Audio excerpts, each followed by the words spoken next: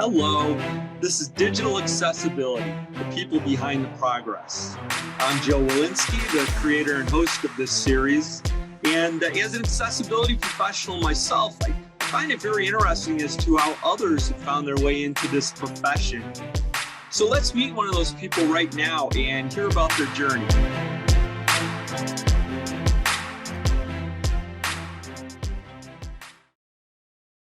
All right, well, here we go with another one of our interviews with accessibility professionals. And today I am pleased to be talking to Lori Samuels. Hello, Lori. Hi, Joe. How are you? Yeah, everything's going well. I'm in my Vashon Island home office, which is near the Blink Seattle headquarters. Where are you talking to us from today? Yeah, so I'm in northern Utah, a little town called Logan, Utah, home of Utah State University, and just a pretty spot up in Utah. Well, I'm glad we were able to have you here to talk about your experiences with accessibility. And why don't we just start with you talking a little bit about what you're doing right now? Yeah, sure. So currently I am the accessibility director at an NBCUniversal. That's under Comcast as well. I work closely with the Comcast accessibility team. And NBCUniversal is actually comprised of a lot of different businesses, so it's a really interesting role. I get to work with sports, with streaming apps like Peacock, and also entertainment and film, television, and news as well. So, and also our parks division. So, lots of fun. Yeah, I'm sure that there's quite a lot of accessibility activities going on there. So, what's a typical like day in the life for you with that work, or maybe a week in the life? Are there any things that you're always having to deal with? Well, a lot of it is initially, kind of raising awareness around accessibility, what it is in the digital space, with all websites and mobile apps. Again, I don't come from a broadcast or media industry background, so I've been also my own education and learning about accessibility considerations for media, in broadcast television, et cetera. But typically, I would just work with digital product leaders around training, engaging on looking at the current accessibility and how we can improve that, make improvements, roadmap it, prioritize it. Also do a lot of work over on kind of the DEI side and culture and HR, work with our disability inclusion focused employee resource group called My Abilities. So lots of different sort of irons in the fire, but a lot of fun. Well, we'll come back and dig into some of the things you're working on today. But one of the purposes of this activity is to find out how people got to where they are today in accessibility. So maybe we could go back in time now, and you could sort of pick out some of those early experiences or milestones that started to lead you to accessibility. Right. Well, I will have to go way back to a very long time ago to my childhood and just tell you that I guess my connection with disability starts in my childhood with my older sister who has cerebral palsy. We also have two brothers, and we grew up in Boston in the 1960s and 70s. And at the time, of course, the Americans with Disabilities Act had not been passed into law yet. So my sister did not attend Boston public schools like my brothers and I did. She went to a separate school. And so I think I was aware from a very young age of the segregation and discrimination and othering that my sister experienced and her friends as well. It also, on a positive note, I played and hung around with kids with disabilities because they were just my sister's friends. So I got an early opportunity to kind of, interact with and play with those kids, which was great. So then we'll fast forward a little bit to my college years. I decided to major in computer science at Boston University, ended up getting my bachelor's and master's degrees together in computer science, and went out and started work for a little company that was building consumer software. So we were writing code, releasing products. back in the days of DOS and Apple II computers. So this was again very long time ago. But so I started my life and my career as a software engineer. Um, I then moved to California a few years later, about 5 years later, moved to Northern California in the Bay Area and ended up working for a company called Broderbund Software, which probably is best remembered as being a large consumer and educational software company that specialized in multimedia CD-ROM software. So this is all still pre-internet. And I joined and I became the engineering director there. And I was working specifically on home productivity products like the Print Shop, which is sort of our big flagship product at the time. And it was there that I started getting more interested in what was the early days of technical accessibility, meaning this was now we're about 1993-ish. And the ADA had been passed into law. So the Americans with Disabilities Act was now a law. And what that meant is that kids with disabilities, unlike my sister's experience, were now starting to go to mainstream public schools. And I started doing some volunteer work with a computer lab that was testing out different types of assistive technology or adaptive devices that were attaching to regular computers, like adaptive keyboards and trackballs that kids could more easily manipulate instead of with less fine motor control than a mouse. And so this was the early days of assistive technology. And I was working for, again, kind of a popular software company. So I started thinking about how could we make sure that our products, which kids love to play with in their schools, could work with these different devices and peripherals. And I came up with this great idea that if we just followed standards, that would somehow make it easier to be compatible with these new devices. So and I'm joking, of course, there really weren't any standards at the day because this was all fairly new technology. So I started going to conferences like CSUN and Closing the Gap back in the 1990s. And it was kind of funny because Broderbund and Microsoft were really the only two mainstream software companies that were showing up at these conferences back at that time. Everything else was assistive technology and adaptive, Kurzweil and early screen readers and teletools and various other things like that, which again, we're looking at how can we make these personal computers usable for people with different types of disabilities. And so that was the genesis of my entry into accessibility. Well, I mean, that's really fascinating. I started working when the World Wide Web Consortium came out with the Web Accessibility Initiative, but things you're talking about predate that, and it's really fascinating to think about working with assistive devices at that point in time. So I mean, you were really out there at the forefront of things. So then, what happened in that next stage? Eventually we did start to get to a place with standards. Were you still working with accessibility all through that time? Not consistently, but again, at that time there wasn't any such thing as a career in accessibility. Really, we're sort of going in and out of it, or trying to raise awareness. But for example, I was working at a couple of .coms during the .com boom out in the Bay Area, just kind of leading engineering teams and doing technical program management, so not particularly accessibility focused. But then I got an opportunity after taking a little time off to raise kids and be home. I came back to work in about 2010, 11 and joined Intuit. And I was interviewing for a technical program manager kind of role. But when I was interviewing with the CTO there, the chief technology officer, there was a little yellow sticky note on his desk. And it just had the word accessibility on it. And I thought, this is a sign from the universe. And so I just asked him, I said, so are you doing anything with accessibility? And he said, no, legal has been asking us to, to kind of pay more attention to this. And I said, well, I'd be happy to help you start up a program. And he said, okay, well, we should probably have you do that. So I got the chance to start Intuit's global accessibility program kind of from scratch back then.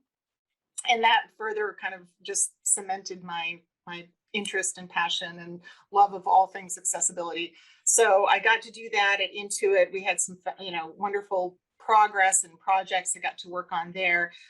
We worked on QuickBooks specifically to really try to make QuickBooks more compatible with screen readers so that folks who wanted to kind of independently manage their small business finances could do that. So it was a very exciting and very community-based project with some great executive sponsorship. So, was a wonderful experience doing that, and also trying to get the program off the ground, and handed it over to the fabulous Ted Drake, who is now has just taken it to new heights. And I so admire what Intuit is doing in that space. So really proud to have started that and left it in such good hands.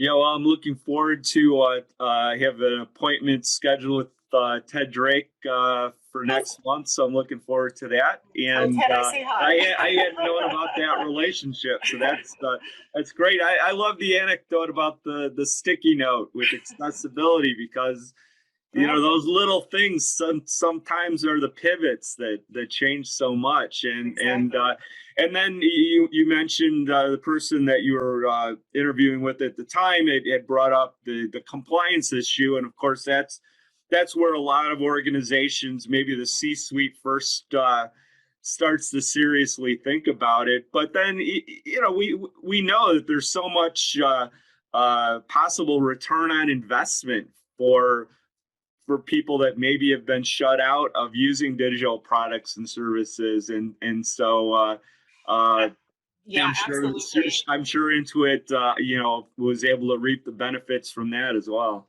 Yeah, and I can't emphasize enough how important it was for us at the time at Intuit to connect with the customers who needed us to work on accessibility in QuickBooks in this case, and who were it was so essential to them, and they had been, frankly, kind of asking for a while, and it hadn't, until someone came and started pulling it all together and making the right things happen. We had a wonderful team in engineering team in India that was really passionate about trying to improve this.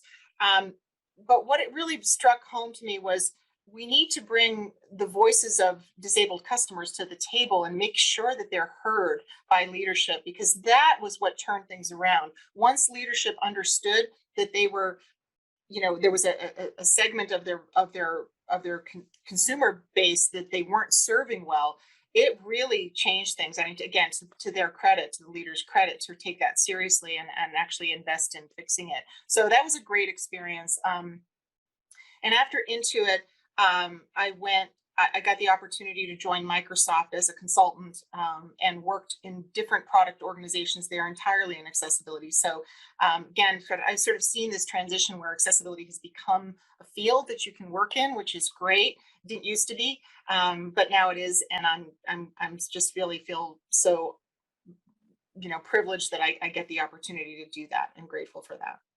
Well, that brings us kind of up to date to where you're at now, and I mean, the organization that you work for. I mean, there just must be just enormous amounts of opportunities and a lot of work to do to be accessible in that space. Are there any particular passion projects that you have going on right now, or any things that are taking up the majority of your time? Well, not necessarily taking up all my time, but something that has been something that's just been truly delightful to be involved in is and it started before I got here, but it was underway. But I was very happy to support the work that we're doing, that Comcast NBCUniversal is doing, to provide live audio description for certain premier live special events and the Olympics and Paralympic Games. So we work with a company called Descriptive Video Works, who are fabulous, And they actually have people describing the visual context for folks who are blind and visually impaired, to be able to understand what's happening in the sports, or in, for example, the Macy's Day Parade, or the 4th of July fireworks, or the inauguration, presidential inauguration. So we've kind of crafted the approach to that, and all of the technology that goes into making that happen. And it's been really well received by the blind community and advocacy organizations. So very proud of the company for the work that they're doing in that space. There's always room to improve in accessibility, always, always. But I think that's an example of where we've intentionally been inclusive and found a way to make something better and more accessible. And so, again, it's just been a really fun thing to understand, to get involved in. And are there any things that you're looking forward to or thinking are important moving to the future? Because I know I haven't been attentive to this space as long as you have, but I think back 20 some years ago, and in some ways it's amazing what has developed and what's available in accessibility. And then in other ways, I'm like, I really thought we'd be farther along than we are today. Just based on my own perspectives. Do you have any thoughts about that? Oh, I have thoughts on that. Just as a general thing, I think that, gosh, not specific necessarily to my current role, but I'll get to that in a second. I think that in accessibility, and one of the things I'm excited about, what Joe Devon and Jennison are doing with the Global Accessibility Awareness Day Foundation, is to begin focusing on some of the foundational, no pun intended, building blocks of the web. It's still such a wild west from a technology standpoint on the internet, where there's so many different tools, there's frameworks, there's libraries, there's JavaScript, there's all this stuff. There's not a consistent way of building websites. And so as a result, we see a lot of websites that are inaccessible. The vast majority of websites, unfortunately, have accessibility problems. I think we have to shift left, and not just in terms of educating our product organizations about how to do things right with accessibility, but we also have to shift the tooling left. We have to make sure that anybody who's using tools to build a website have accessibility checkers baked in, catch those problems early. Let the people know that who are building the site or designing the site that, hey, we're going to flag a problem for you here, and here's how you could take care of it. I think we could have much more intelligent tooling in the build process, in the design process, in with those tools. And that's something that, looking at again, what the GAD Foundation is doing, is looking at huge frameworks like React. How can we make these building blocks more accessible? It doesn't solve for everything, but we could solve a lot of things upstream from where we're solving them today. This idea of building a whole production website and then finding out after the fact that it's inaccessible, it's obviously not a sustainable model, because we haven't succeeded at doing that. So that's my little thoughts on that. So I think the opportunity within media and television and film and news and sports is also one that it goes beyond accessibility. It gets into things like authentic disability representation. How can we make sure that disability is represented authentically and with real casting and in front of and behind the camera? So that is an exciting space. It's not my wheelhouse per se. It's not a technical issue, but just being inside and being a disability inclusion advocate from inside the company is a really fantastic place to be, and see that there's already really great work happening in this space at NBCUniversal and elsewhere. So that's a fun part about being in this space. Well, your passion for the subject definitely stands out, and it's great to have an advocate like you involved in continuing to push things forward for accessibility. I appreciate you taking the time today to chat with me. Maybe we'll meet up together at a conference when we actually do that stuff in person again. Absolutely. That'd be great. And my pleasure. I'm always happy to talk about this and just encourage people to learn more. It's a practice. It's something that you can just get better at over time. So don't be afraid to start. And I hope more people get into accessibility and build a more inclusive world. So All right. Well, thanks a lot, Lori. thank you.